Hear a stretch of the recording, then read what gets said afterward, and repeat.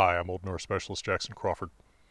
On my long-running Patreon-supported YouTube channel dedicated to Norse language, myth, and related subjects, I've made quite a few videos talking about the misconceptions that are so popular about the Norse gods, often fostered by ideas from 200 years of English-speaking popular culture and sometimes German and Scandinavian-speaking popular culture that have kind of leaked into the consciousness of people and supplanted the knowledge and lore from the original medieval sources, if that was ever there.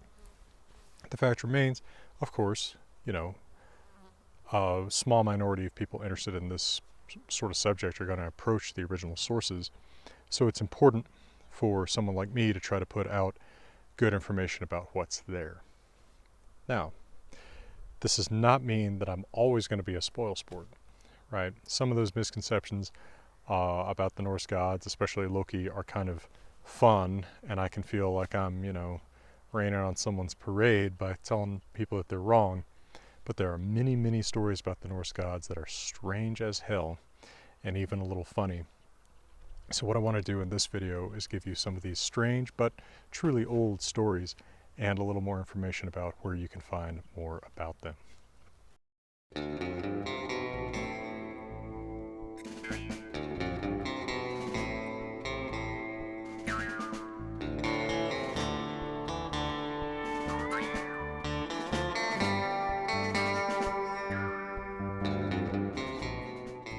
Now, one of the things that strikes us as strange in these stories is all the shape changing.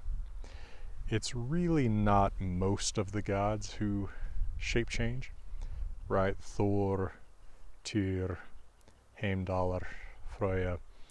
These gods don't really have shape-changing roles, but two of the most prominent gods do, and those are, of course, Odin and Loki. One of the strangest stories involving Odin and his shape-changing involves his attempt to reach the Mead, which makes the drinker a poet. This mead is called Odrerir. And that mead is kept by a Jotun, or anti-god giant woman named Gunnlod. And she lives in a cave inside a tall mountain, which I like to imagine is something like this impressive specimen right behind me. Forbidding, formidable spectacle. Now, Odin, and I tell this story much more fully in a video dedicated to the Odrerir myth, but Odin works with the woman's uncle to drill a hole through the mountain from its base into the cave where Gunnlod lives. And having completed drilling the hole, he turns into a snake to slither through this little tunnel that they've drilled. Once he gets into the tunnel, the way back is shut because the man he was working with, Baugi, actually betrays him and starts stabbing into the tunnel with the drill they've been using. Once in the cave, he then shape changes once again, assuming we can presume a more attractive younger shape than his normal humanoid shape of an old man with one eye, because he manages to seduce Gunnlod into allowing him 3 drinks of the magic mead in exchange for 3 nights of sleeping with her. At the end of those 3 nights, he drinks down all of the mead in his huge 3 gulps, and then flies out of the cave, now in yet another new shape, that of an eagle. And he is then pursued by Gunnlod's father Suttungr in the form of an eagle as well. As Odin is fleeing in eagle form from the other eagle, he turns around, and in his fear of how close the pursuing Suttungr eagle is, he defecates out some of the mead that he's drunk, and that falls below him into Midgardr, the middle enclosure, the realm of human beings, and that is the portion that is drunk by bad poets. Feel free to accuse me of having drunk it, although I don't call myself a poet. So, of course, I like bringing this story up in many different contexts, not just because it's kind of strange and all the shape changing strikes us as a little odd, a little funny, but because it's a great example of what I call the dream logic of myth, right? Um, it is hard to reason your way into or out of the situations that confront gods and heroes in mythical stories like this. Why does Odin have to go into the cave in the form of a serpent after having drilled this tunnel and done a whole lot of other things? If he can just fly out of it in the form of an eagle, why not just fly into it in the form of an eagle, right? But that's not how myth works. Myth isn't about our expectations. It's not about our ways of storytelling. It's a little bit like sometimes a game master in a role-playing game who's got a particular plot that he wants his players to follow, and he's going to make them follow it no matter how much they resist and try to do something else. Or like a dream, where it seems like there's only one solution to a problem, even if it's not a very obvious solution. My favorite example being a stream that I have that I'm running from a monster on campus and I'm trying to get to my truck, but why do I need to get to my truck, right? Why can't I go somewhere else? Why don't I fight the monster? Why doesn't the monster attack someone else, right? That's not how dreams work. It's not how myths work. I think that some of the stories that strike us as the strangest in the Eddas are the ones where we see that dream logic at play, but we don't get any picture of what goes into setting up the scenario or what leads out of the scenario. So for example, the poem Voluspa in Skama or Hyndluljóð, often included in editions and translations of the Poetic Edda, including my own, even though it's not in the Codex Regius manuscript. We get a lot of allusions to weird little episodes that we just know nothing about, right? We hear about Heimdallr's 9 mothers, whatever that means, right? Did they give birth to different parts of him? Did they give birth sequentially somehow? Right? What's the story there? How does someone have 9 moms? Or we read about Loki eating a heart off of a burning tree and then giving birth thereafter to evil women. What is going on there? Who are the evil women? What's this heart?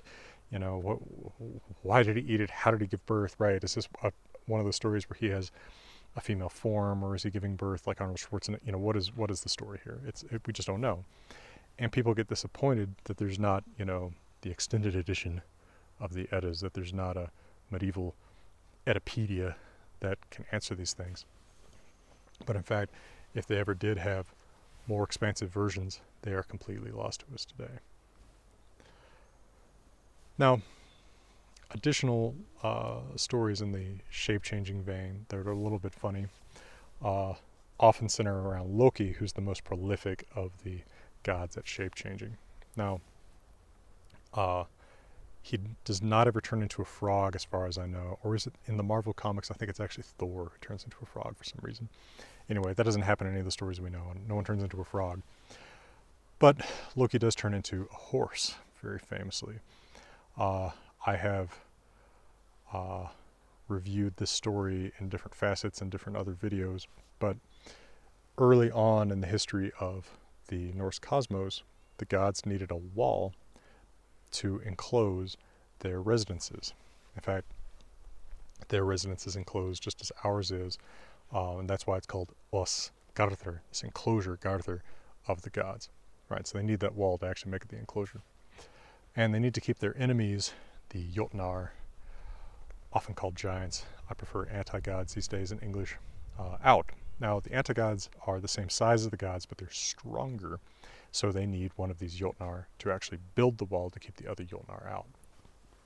Well, this Jotun demands as his price for building the wall that the gods give him the sun and the moon and the goddess Freya. Well, they're not willing to part with these things, but Loki talks them into taking the deal, although they shorten the amount of time that the Jotun demands for making the wall. I believe he says he'll take a year and a half, 3 seasons, i.e. a summer, a winter, a summer. And the Jotun insists on having the assistance of his great powerful stallion, Svadilfuri. Well, his stallion is very powerful, the builder is very skilled, and so a mere day before the end of the deadline, it looks like he's going to finish the wall. So the gods browbeat Loki and to go in and doing something about this because they remember that he insisted on them taking this deal. Well, the next thing that we hear is that out in a clearing where the builder is working with the stallion Svadilfuri, there steps in a mare, and she neighs, no doubt seductively, and the stallion, as Snorri says, recognizes what kind of horse this is and breaks out of his reins or corral or whatever he's in and chases after her and is lost to the builder, who then flies into a rage, and having done so, the gods feel justified in just letting Thor kill him. But turning to Loki, who of course is the mare, he is impregnated and gives birth, no doubt still as the horse, although I guess the story doesn't make that clear. Probably, I guess, 11 months later, to a gray 8-legged stallion named Sleipnir, who will become Odin's horse. Now, in addition to wanting more information about all these stories, people always also want to put modern classifications on things. And so the inevitable question that I get all the time in relation to the story is, does this mean that Loki is bisexual? Well, I would say that asking that question is a little bit like finding out that someone can't take a joke and then asking whether he is a tenure track assistant professor, right? Like, just because many tenure track assistant professors can't take a joke doesn't mean that everyone who can't take a joke is one. Not to mention, there's no concept or translatable word as tenure track assistant professor in this culture at this time. So I just don't think that these labels help us very much.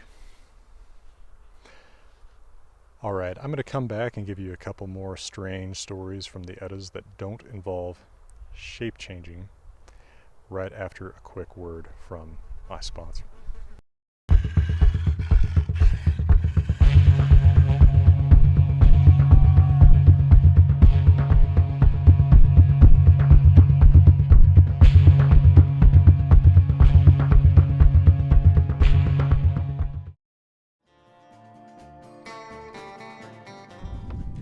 Now, after the gods had killed Skadi's father Thjatsi, they promised her two things in compensation: that they would get her married to one of the gods, and that they would make her laugh. Now, I've talked about how she ended up getting married to Njordur in another video, but specifically how they made her laugh is Loki tied one end of a rope to the beard of a she-goat, like Hornaday here, and the other end to his Kukunyet masculine. They had a little tug of war, and he wound up falling into Skadi's lap, screaming in pain, and she laughed, and so that side of their bargain was fulfilled. Another popular and strange but truly old story comes from the poetic Edda, and that is Thrymskvida, the story of how Thor lost his hammer and was persuaded by the gods to dress up as a bride to go and pretend to marry the Jotun, and a god who had taken it, and get it back in that fashion. I've related the details of that story in another video, and of course you can find it in the Poetic Edda, but it really is there. Thor really does dress up as a bride, and he really is mercilessly needled by Loki about it, which is kind of funny because of course Loki assumes all kinds of shapes, including women's shapes, but Thor, being the actually classically, masculine Drangr god, is the one who's going to be sensitive about the perceptions about him from him taking on that clothing, even though he doesn't truly shape change like Odin or Loki does. These myths are just full of moments that are, kind of bizarre, kind of probably intended to be a little bit funny, right? I certainly think that the story of Thor and Loki encountering Utgard the Loki, where Thor has to wrestle old age and try to lift the Midgard serpent, although he actually thinks that it's a cat, right? I think these things are meant to be, humorous to the original audience, and we can take them as humorous as well.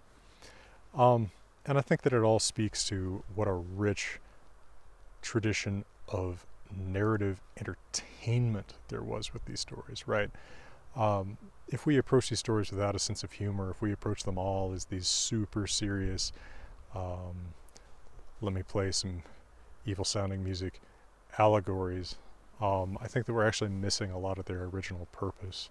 And you can disagree with that or not, but I hope that you can agree that at least from our modern sensibilities, many of them are unusual and maybe even a little bit humorous. Well, I hope you'll check out some of those other videos. I hope you'll check out my translations of Norse myths and sagas available from Hackett Publishing Company. And if you enjoy these videos, I hope you'll consider supporting them on Patreon. For now, from beautiful Wyoming, let me wish you all the best.